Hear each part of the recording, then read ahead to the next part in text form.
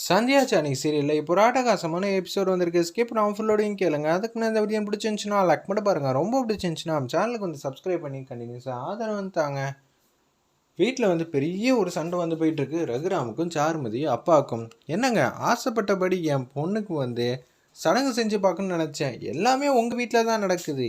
என் வீட்டு மாப்பிள்ளை என் பொண்ணுக்கு தான் ஃபஸ்ட்டு சடங்கு பண்ணணும்னு சொல்லி ஒரு நார்மலாக ஒரு பெத்தவனோட ஆசை. இதை கூட உங்களால் நிறைவேற்ற பண்ண முடியலண்ணா அப்புறம் நான் என்ன செய்யறதுனே தெரிலங்க. நான் ஏதாவது ஒன்று கடுமையான முடிவு எடுத்துருவேன் பார்த்துக்கங்கிற மாதிரி சாருமதியோட அப்பா வந்து வார்த்தையை வந்து விட்டுட்டாங்க. கடுமையான முடிவு எடுப்பீங்கன்னா என்ன எடுப்பீங்க அப்படின்னு சொல்கிறாங்க. அந்த இடத்துல நம்ம ரகுராமோட தம்பி சிவராமன், ஏங்க நீங்கள் வேறு பிரச்சனை பண்ணாதீங்க. ஏதோ வந்து அண்ணன் ஒரு முடிவு எடுக்கிறாங்க, கோவப்படாதீங்க. அவரோட ஆசையை சொல்கிறதுக்கு அவருக்கு உரிமை இல்லையான்னு சொல்லி பத்மாவும் பார்வதியும் சமாளிக்க பார்க்குறாங்க. என்னங்க முடிவு எடுப்பீங்க? இங்கே குடும்பத்தை பிரித்து பார்க்கணுன்னு ஆசைப்பட்றீங்களா?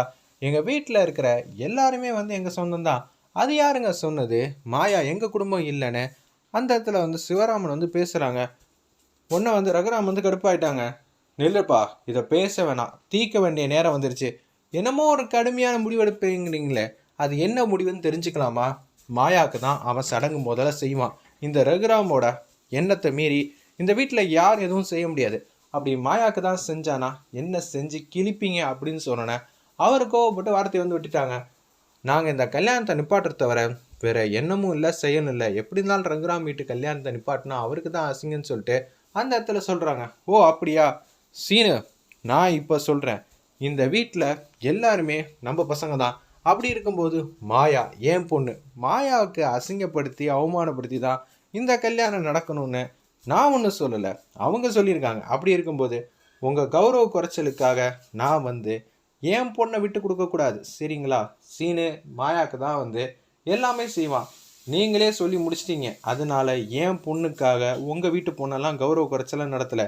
நீங்களாம் வெளியில் போங்க, நீங்கள் இருக்கணும்னு அவசியம் இல்லை, தேவையில்லை. நீ என்னையா கல்யாணத்தை நிப்பாட்டுறது? நான் நிப்பாட்டுறேன். சீனு, உனக்கும் சாருமதிக்கும் கல்யாணம் கிடையாது. இந்த ரகுராம் எடுத்த முடிவு எடுத்தது தான்.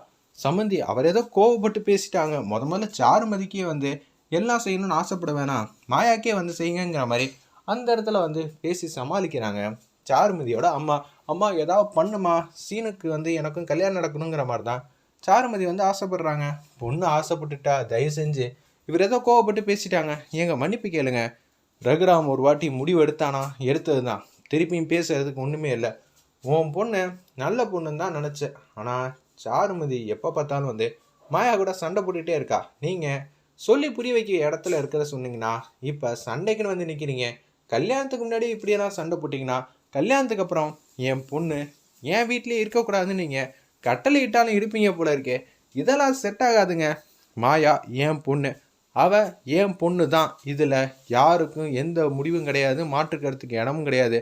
நான் எடுக்கிறது மட்டும்தான். மாயா, உனக்கு மீறி தாம்மா இந்த வீட்டில் எல்லாமே. நீ இந்த வீட்டு பொண்ணு, யாருக்காக வந்து நான் உன்னை விட்டு கொடுக்க மாட்டேன். ரகுராம் வந்து மாஸ் பண்ணுறாங்க. ஐயையோ, தேவையில்லாமல் அந்த வார்த்தையை விட்டுட்டோமே, இப்போ சாருமதி வந்து முறைக்கிறாளே அப்படின்னு சொல்லி சோகமாயிடுறாங்க. அந்த இடத்துல சாருமதியோட அப்பா ரொம்ப சந்தோஷமாக வந்து ரகுராமை பார்த்து பெருமையாக வந்து நினைக்கிறாங்க. முதல்ல என் மனசை கவர்ந்தது இந்த வீட்டில் தனலட்சுமி, அப்புறம் ஜானகி அம்மா என் மேலே அம்மாவோட அளவு கடந்த அன்பு பாசம் வச்சுருக்காங்க. நானும் அவங்க 2 பேருக்காக தான் இருந்தேன். சீனு என்னை லவ் பண்ணுறேன்ட்டான், அவனை பற்றியும் யோசிக்க ஒன்றும் இல்லை. மணி என் மானவ மரியாதை எல்லாத்தையும் சபை மத்தியிலேருந்து காப்பாற்றினாப்புல, கௌரவத்துலேருந்து எல்லாத்தையும். எனக்குன்னு யாருமே இல்லை, அனாதை கழுதுன்னு சொல்கிறப்ப நான் இருக்கேன்னு சொல்லி தாய்மாமன் சீர் வந்து பண்ணாங்க. இது எல்லாருக்கும் மத்தியில் எனக்கு ரகுராம் வந்து பொண்ணுங்கிற அங்கீகாரம் கொடுத்தாரு. இவரை நான் எந்த இடத்துல வச்சு பார்க்கணுங்கிற மாதிரி யோசிக்கிறாங்க. அந்த இடத்துல நம்ம மாயா வேற லெவலில் இருந்துச்சுன்னே சொல்லலாம். இது எல்லாம் நினச்சி சந்தோஷத்தில் உச்சத்தில் இருக்காங்க. அந்த இடத்துல நம்ம ஜானகி, என்ன வார்த்தைங்க சொன்னீங்க?